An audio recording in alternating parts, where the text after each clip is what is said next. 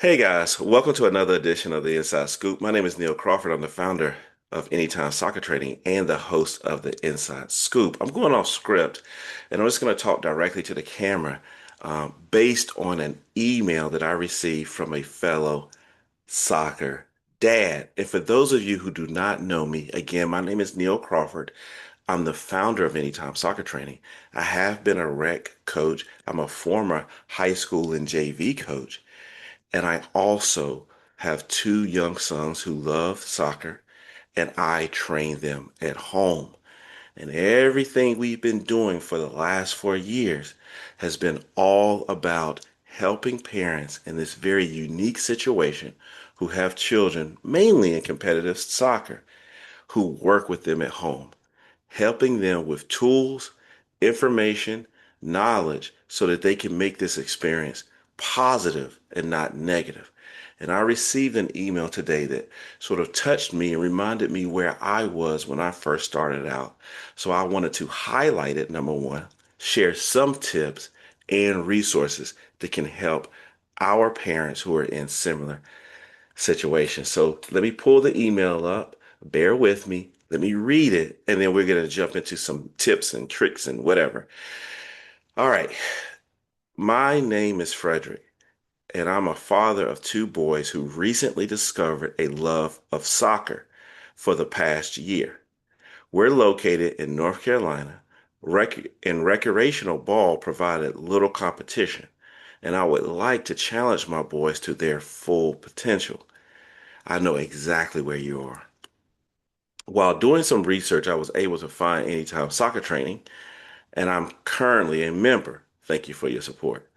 I would like to train my boys at home, ages 8 to 10, but I am clueless about structure and target areas. I was exactly where you are. I also don't have much understanding of how youth soccer clubs work. If possible, would you guide me to your specific material that would help me along the way?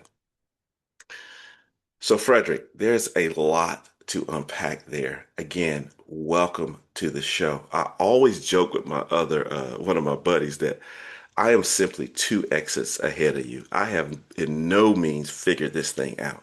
Okay. I just happen to have started my journey a little bit earlier. And just like a highway, your journey is going to take you a lot of different roads. And we may end up at the same place. We may do things differently, but I can share my experiences. And your email is exactly where I was at when I first started working with my own sons in youth soccer because my older son made the leap from recreational soccer where he was dominating to club soccer, and I saw that he was far behind the other kids. So let's start off with a list of blocking and tackling that I will eventually put into the show notes. I'm going to publish this before I add these to the show notes, but I'll add them to the show notes later. So here's a list of blocking and tackling things that I recommend you do to help your child. Number one, you've already subscribed to Anytime Soccer Training, and we'll talk about that at the end, and I'll give you a quick demo. Number two, I encourage you to listen to the Inside Scoop podcast at the very beginning, where I share my reflections on working with my own children at home. I give a lot of tangible advice, especially at the beginning. I do rant, some people laugh, and I know I do rant as well, but I do give some tangible tips, especially in the beginning. And I walk through almost probably too much information, my day-to-day journey with my sons. So the Inside Scoop podcast, and I'll share that. The next thing is I wrote an ebook entitled something to this is a short version. The top 20 questions or more that every parent should ask a youth soccer club, and every youth soccer club should be able to answer. That's going to walk you through a framework that you can use to evaluate your youth soccer clubs that you're looking at.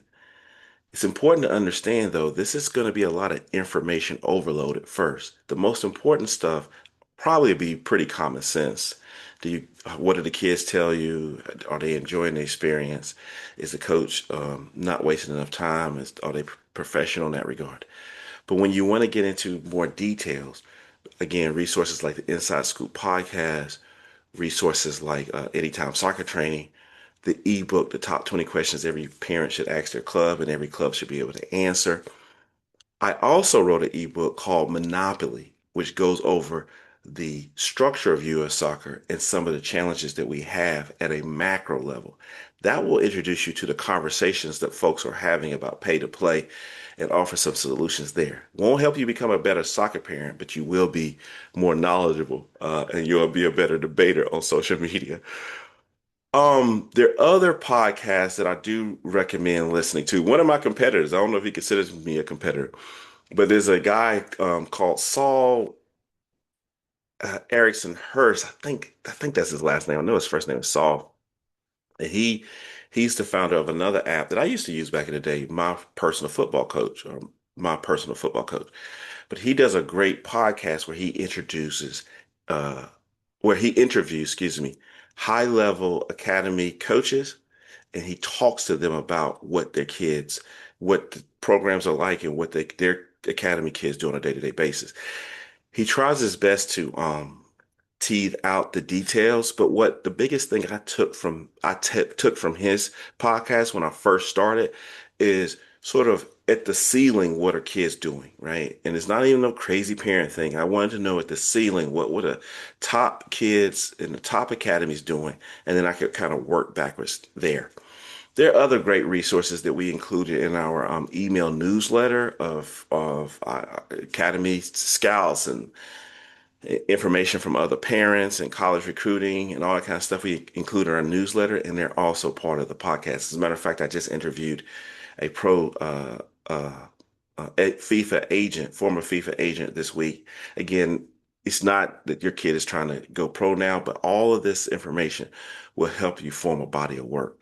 I also did a podcast, which you'll get to at some point, and I'll put in the show notes where I interviewed Marcus Luster, who is a was a academy director and coach in North Carolina, and we talked specifically about how soccer is set up in North Carolina. I think you'll find that helpful. The list goes on and on. I'm going to put we put some social media groups in there. There's a big one, Soccer Parent Lifestyle, that's founded by a fellow North Carolinian whose son went through the whole thing. It's a great resource to get information. So there is a lot of stuff in there, and we're going to put it in the show notes. The next thing is, and let me just work through this, going from recreational to competitive soccer. Again, when my sons, especially my older one, made that transition, it was a bumpy road for all of us. He was behind the other kids. He was losing a bit of his confidence. He was a little out of place, albeit he was young. He was still having fun. And as a parent, I wanted to help him. I may have been a little overzealous, but I knew I didn't grow up playing soccer, so I spent so much time researching blah blah blah. And I actually found that the soccer stuff wasn't too difficult to get up to speed on, but it was all the other things that come with with training your own kid that was really hard. And that's what we talk about in the podcast. And you distill all of that stuff down. What it basically boiled down to was eventually I got a commitment from my sons that extra training at home with dad was part of the deal, right? If we're going to be in competitive environment where I know the other kids are doing this and doing that, it's a big toll on the family. You got to give me something at home. They bought into that. But my admonishment to parents, and I talk about this a lot, is don't expect Kobe Bryant Mamba mentality at age 8 and 10. No. What the focus on those younger ages are is teaching them how to improve with daily and weekly routines. And I coined a phrase called minimum extra effort with a degree of enthusiasm. With my youngest sons, when my sons were younger, especially with my younger son, that looked like 10 minutes a day, 2 to 3 times a week. And then that blossomed into longer, um, longer training sessions. And that would, now that Anytime Soccer Training is on board, because when I first started with them, Anytime Soccer Training didn't exist, that might look like 2 to 3 rebounder videos or 2 to 3 training videos covering different areas.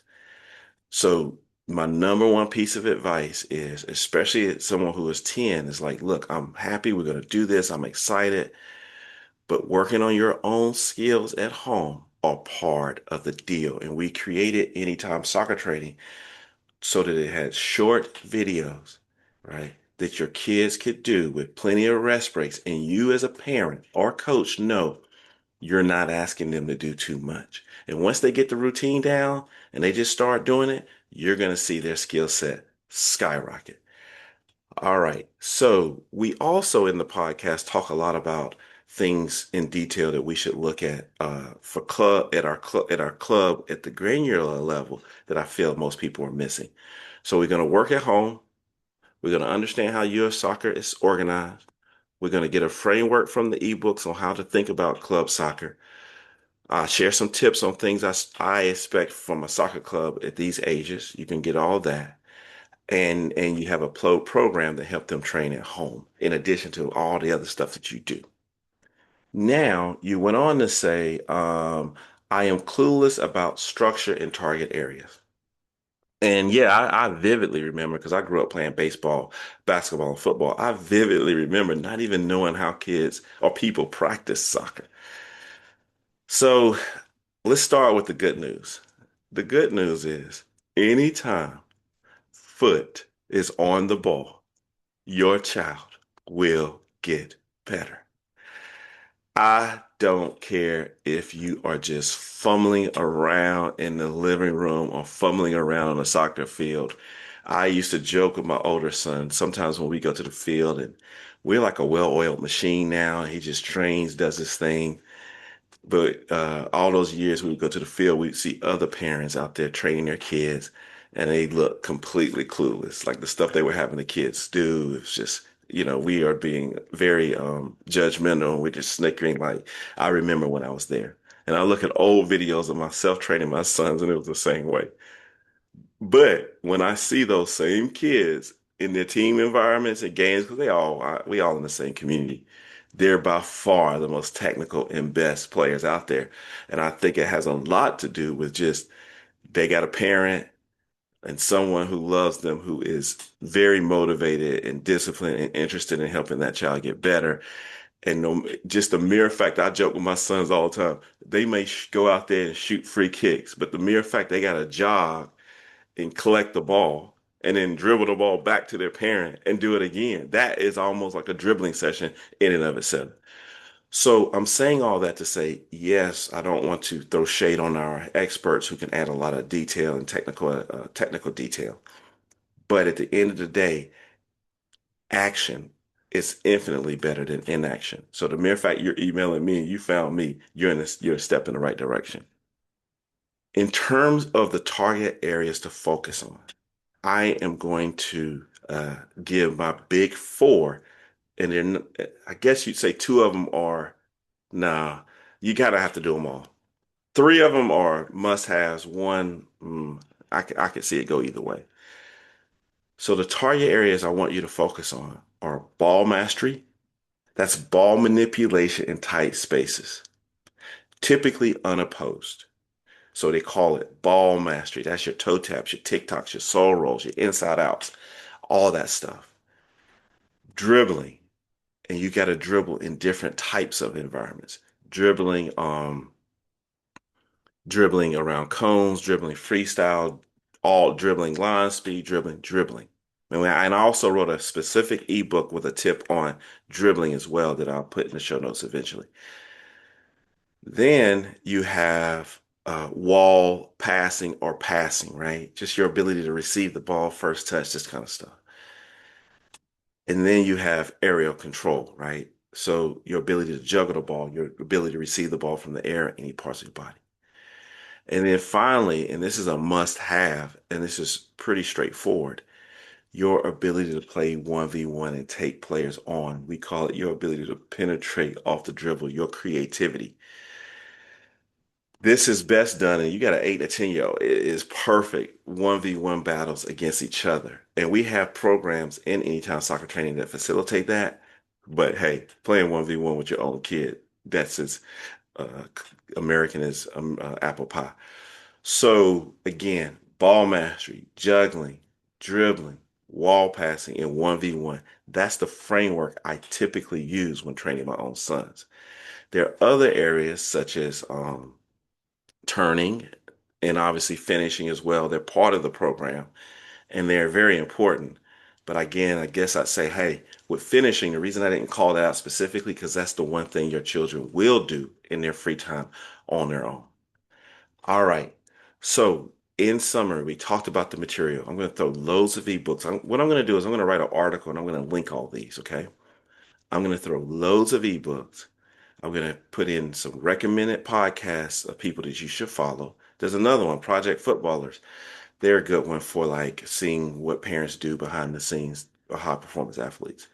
So we're just going to take a mosaic approach on podcasts that you should listen to. And then you have the specific target areas that I talked about: ball mastery, dribbling, juggling, wall passing, and of course, 1v1. You got turns, you got finishing, you have other things as well. You have position specific stuff, but that's the core nucleus of what you need to work on. So, and then I'm going to show you some stuff about what you should look for in a team, maybe here and there. All right.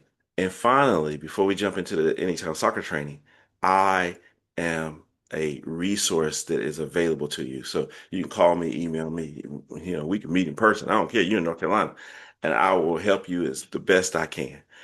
All right, so let me share my screen. I hope this works well. I've shared my screen before and it's shown something I did not want it to show. I'm praying this works. Let's go here. So I'm sharing any soccer training. I'm just going to show you this in 2 minutes. So first, you're going to go to the website and log in. It sounds like you're a member, so you're already good there. Hopefully, you've added two profiles, one for your child, for both children. If you want one profile and both children use it, that's kind of like up to you as well. With my sons, oftentimes, because I'm about to train them today, they will use one kid's profile and just alternate with the drills. All right, so I'm going to log into my son, Matthew. Now, let me go over the key skill areas that we just talked about and how it works. So, quick sessions are a easy way for you to tackle, no pun intended, four of the key skill areas that we just talked about in one folder. And then you just work your way through the quick sessions. So let me remove these bookmarks from him and I'm going to show you what I mean. So let's say that I wanted my son to start, if I was you and you got an 8 and 10-year-old, they're going to start with this session right here. Q session 5, quick session 5, 6, and 7. This is going to include ball mastery, juggling, dribbling, and wall passing. And they are all four videos are going to be inside of this folder. And when they finish a video, the red X will turn into a green check. This is going to include your juggling, ball mastery, dribbling, and wall passing. And it's going to follow a logical progression. And each quick session will touch on a different area within that skill set after a while as well. Now that I've pinned that quick session or those quick sessions to my quick links, all my children have to do when they log in is go to my quick sessions and they're right there. And it's that simple. When they finish them, they can hide them or you can hide them or you can remove them and keep going on. That is a quick way to do quick sessions covering the key areas with the structure that you need. Another way to cover the structure that you need and save you a lot of time is you could do the weekly plans. And the weekly plans are organized by folder and skill area. So with the quick sessions, we put 4 different skill areas in one folder. But with the weekly plans, excuse me, we have each week with different skill with the same skill area. And you just pick the skill areas that you want to focus on. This helps parents who only want to work on certain skill areas. I can't say it the other way. This helps parents who only want to work on certain skill areas so they can just pick those weeks. Next week, we're adding due dates to this. We have due dates in the team feature, but we're adding due dates in the individual portion. So you're going to be able to pick the skill area and set a due date for your child to complete it, and they'll get an email reminder. You get an email reminder as well. All right. So the next way is you can always do 30-day plans. I actually don't recommend starting off with a 30-day plan if your kid is from a recreational environment because these 30-day plans don't introduce one move at a time like the other parts of the curriculum do. But if they're up for the challenge, just find a 30-day plan that works for you and keep it moving. You also have custom training plans, which work similar to the 30-day plans, but they're not 30-day plans. They're more like essential and top folders that we recommend. So, for example, the top 20 four-cone ball mastery program is a particular uh, program, or the essential dribbling, that kind of stuff. And then you have my training sessions. So, like I said, I'm about to go out and train my sons today. And I have created a folder, which takes only 2 seconds. You fill in a name. I've created a special folder for them. And one is the after school rebounder folder for my son Matthew. And I throw videos in there. And these are the videos that he has to crank out for his after school 2 days a week, 2 or 3 days a week, 2 to 3 videos.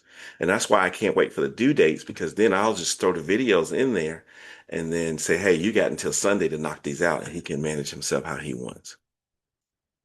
But I also created a Matthews training sessions. And what we do here is when I'm about to go train them, I throw videos into that folder, the next videos up into that folder, and I just work down that list. When he finishes those videos, you see how he has the green check, then I will remove him from his training session and re-up with the next ones. All right.